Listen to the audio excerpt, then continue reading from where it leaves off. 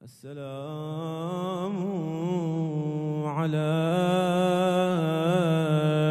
الملطومة خداه، السلام على المكسورة ضلعاه، السلام على مسقطة جنينا. يا ليتنا كنا معكم فنفوز والله فوزا عظيما. رسول الله أرجعت الوديعة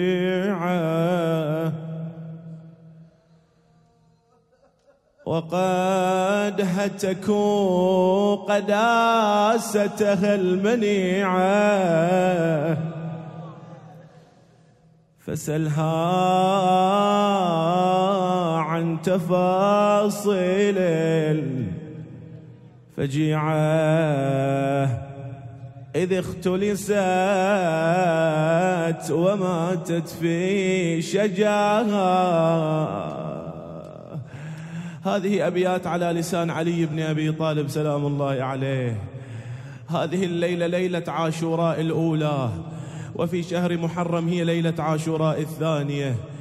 هذه المصيبة هي التي أتت بالمصائب على أهل البيت. هيئ نفسك أرجوك، هذه الليلة لا يوجد عندنا شيء إلا البكاء، إلا الدمعة، فقط دمعة هذه الليلة. أنين وبكاء على ملطومة العين، على مكسورة الضلع. رحم الله من نادى وفاطمة. رسول الله أرجعت الوديعة وقد هتكوا قداستها المنيعة،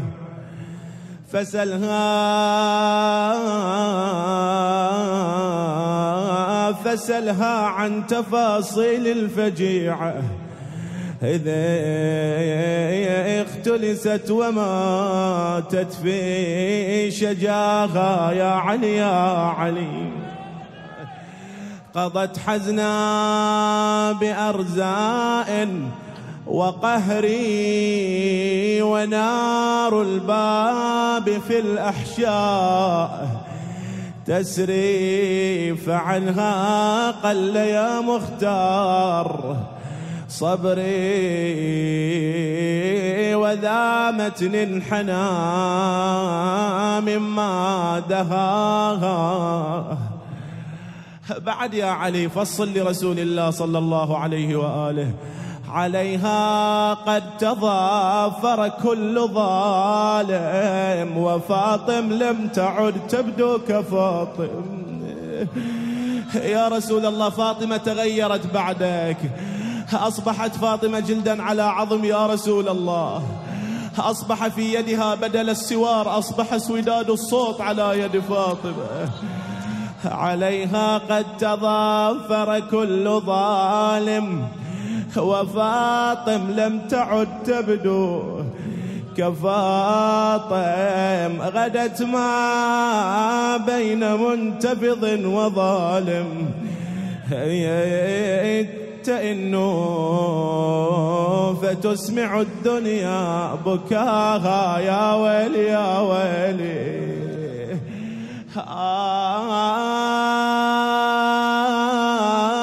يا الزهراء يكسوها اصفرار، هي الحوراء في العين احمرار، وفي الزند سوداد لا سوار لا سوار، يفصل ما تلقته يداها. يا علي يا علي أرجوكم اعطوا هذا البيت حقه. لا تقصروا، لا أحد يخجل هذه الليلة من البكاء. هذه ليلة عاشوراء مثل ما قلنا. سل الجنبين سل الجنبين عن ضرب ودفع، وسل في خدها آثار صفعي، تنادي بانكسار ضلعي، وبعد الموت من قطعت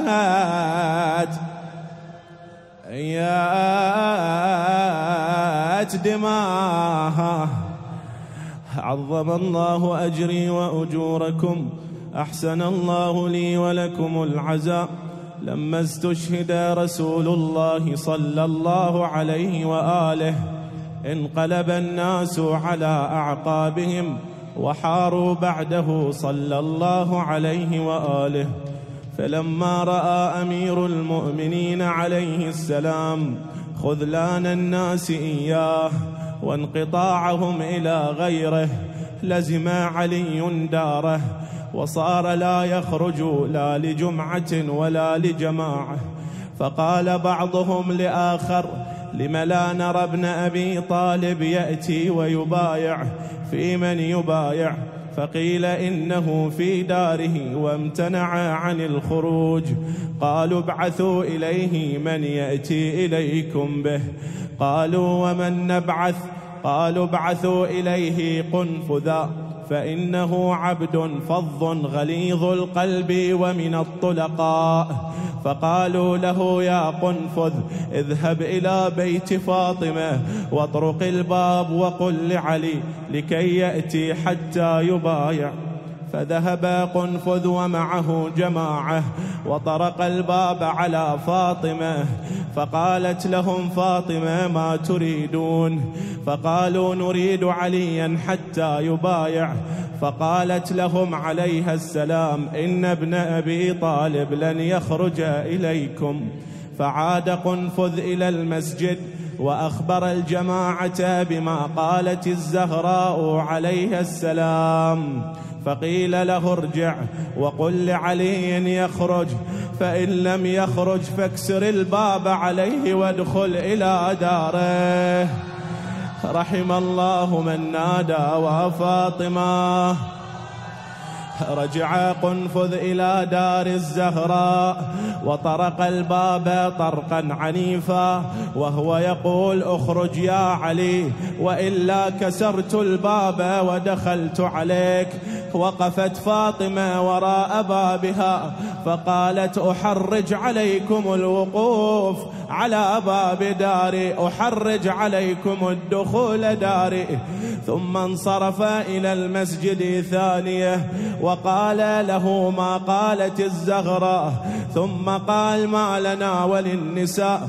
فوقف الجماعة على أقدامهم وقام الرجل أمامهم وقال لهم: اجمعوا الحطب والجازل. رحم الله من نادى وفاطمة. يقال أن عددهم كان 300 رجل، وقيل أن عددهم 3000. فخرجوا يجمعون الحطب حتى جاءوا به عند دار الواحي، عند دار فاطمة، وقال لهم: ضعوا الحطب ها هنا. وأصبح يرفع صوته وهو يقول: اخرج يا علي وإلا أضرمت عليك الدار نارا. هذا وفاطمة وراء بابها. يا الله يا زهراء، وهي تنادي: يا رسول الله، ماذا لقينا من بعدك من فلان وفلان؟ فقال لها: يا فاطمة، دعي عنك أباطيل النساء وقولي لعلي يخرج وإلا أضرمت الدار نارا. قالت: إن عليا لن يخرج إليكم. يا شيعة فاطمة، أخذ قبسا من النار وأحرق به باب فاطمة. رحم الله من نادى وفاطمة فاشتعل الباب بالنار. ابتعدت فاطمة عن بابها، دخل الدخان إلى دارها، دخل الدخان إلى الحسن والحسين. فلما هدأت النار مد قنفذ يده من وراء الباب يروم فتحه، فمدت فاطمة يدها ومسكت بابها وبانت أصابعها، فأخذ اللعين صوتا ضرب به يد الزهراء حتى التوى الصوت على يدها كالدملج. بانت أناملها وأخذ صوته وضربها وقالها يا زهرة حجرتك لازم أطبها. اسمح لي على هذا البيت، وحط قوته بالباب يا شيعة وعصرها. وفاطمة تنادي يا رسول الله تكونه عظم الله أجوركم. يقول لما عصرتها بين بابها وجدارها سمعت لها أنينا كدت أن ألين لها لولا أن أتذكر سحر محمد. سامحوني هذا ما قاله، لولا أن أتذكر سحر محمد وولوغ سيف عليه في دماء قريش فشددت عليها فعصرتها إلى الباب ثانية وألجأ ظهره إلى الباب ورجله على الحافة جعل يعصرها عصرا.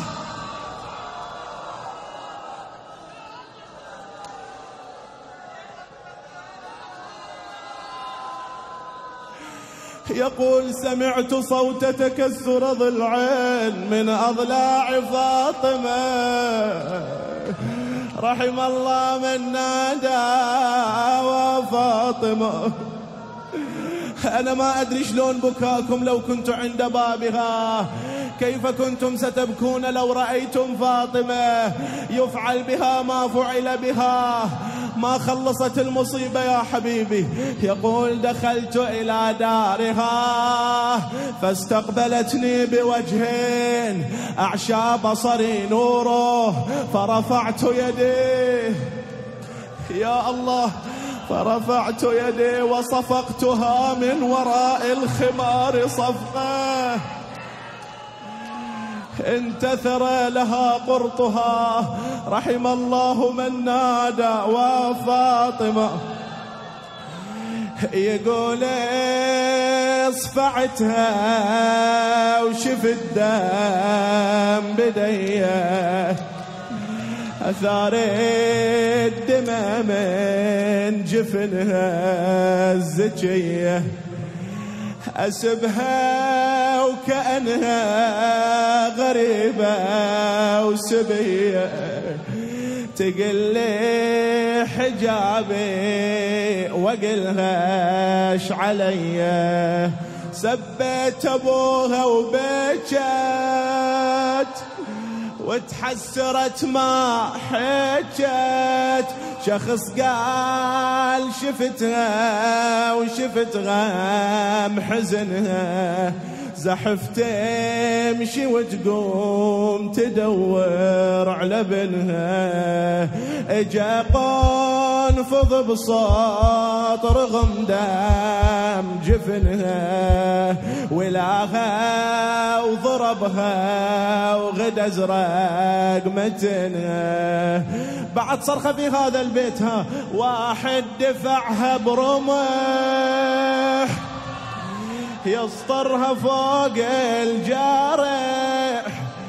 شخص قال شفتها توزع نظرها وياها لحيدر لفضة لابنها الكسر، اختلط دم جفنها مع دم صدرها، صدر صاب مسمار لمن ذاك عصرها، عالحايط انظر دمه كسروا ضلع فاطمة، رحم الله من نادى وفاطمة